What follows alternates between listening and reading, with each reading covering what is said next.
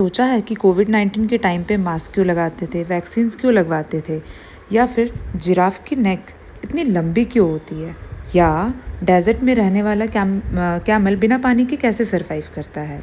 सोचो सोचो, इन सब के पीछे Charles Darwin theory of evolution का कॉन्सेप्ट काम करता है। चलिए इसे एक स्टोरी के जैसे समझते हैं कि साल 1835 है। एक यंग साइंटिस्ट चार्ल्स डार्विन अपनी शिप HMS बीगल से दुनिया की यात्रा पर निकलते हैं। एक दिन वो पैसिफिक ओशन पे लोकेटेड गैलापागोस आइलैंड पर पहुंचते हैं। एंड गैलापागोस आइलैंड पे पहुंचने के बाद वहाँ पे उन्होंने एक बहुत ही इंटरेस्टिंग बात नोटिस की। अलग अलग आइलैंड पर रहने वाले अलग अलग फिंचेस में मतलब छोटी छोटी बर्ड्स एक दूसरे से थोड़ी डिफरेंट थी। कुछ बर्ड्स की जो बीक थी वो मोटी थी, तो कुछ बर्ड्स की जो बीक थी वो बहुत हार्ड थी, जो सीड्स को तोड़ सकती थी। कुछ की जो बीक थी वो लंबी थी, जो इंसेक्ट्स के खाने के लिए काम आती थी। तो फिर डिफरेंट बीक्स के कारण चार्ल्स डार्विन के माइंड में ये थॉट आया कि अगर ये सब बर्ड्स एक ही एंसेस्टर से आए हैं तो इनकी जो बीक है वो अलग अलग क्यों है। उन्होंने कंक्लूड किया कि हर आइलैंड पर फूड सोर्सेज डिफरेंट थे, इसलिए जो बर्ड अपने एनवायरनमेंट के अकॉर्डिंग बेटर अडेप्ट थे वही सर्वाइव और रिप्रोड्यूस कर पाए। कई जनरेशन के बाद ये छोटे छोटे चेंजेस एक्यूमुलेट हुए और ये कॉमन एंसेस्टर से different species of finches evolve हो गए। इसी ऑब्जर्वेशन ने डार्विन को नेचुरल सिलेक्शन का आइडिया दिया और बाद में उन्होंने अपनी famous book on the origin of species लिखी।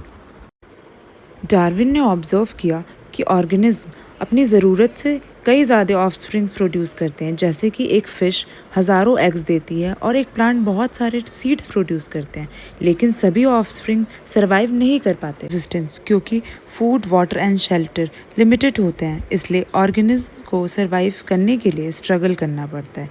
ये स्ट्रगल 3 टाइप के हो सकते हैं। इंट्रा स्पेसिफिक स्ट्रगल, इसमें सेम स्पीशीज़ के बीच में स्ट्रगल होता है। इंटर स्पेसिफिक, डिफरेंट स्पीशीज़ के बीच में स्ट्रगल होता है। इन्वायरमेंटल स्ट्रगल, ये ड्रॉट, फ्लड, टेम्परेचर जैसे फैक्टर्स के साथ स्ट्रगल करते हैं एंड अपने एग्जिस्टेंस के लिए, सर्वाइव करने के लिए इनको ये स्ट्रगल करना पड़ता है। एंड एक ही स्पीशीज़ के सभी ऑर्गेनिज्म सेम नहीं होते हैं।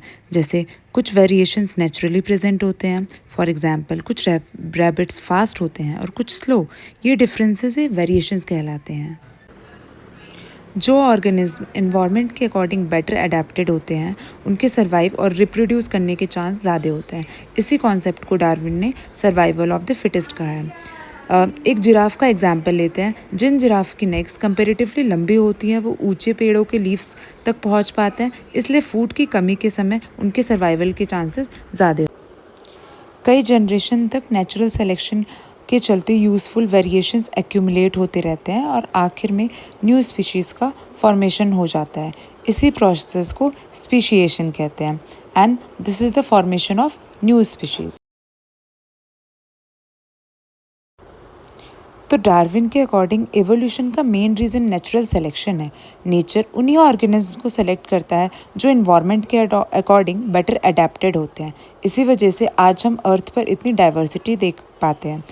याद रखिए बच्चों, डार्विन के हिसाब से सर्वाइवल सिर्फ स्ट्रांग होना नहीं है, बल्कि जो चेंज के अकॉर्डिंग खुद को अडेप्ट कर लेता है वही सबसे ज़्यादा सक्सेसफुल होता है। एंड इसी प्रिंसिपल को हम कोविड-19 के वेरिएंट्स में भी देख सकते हैं।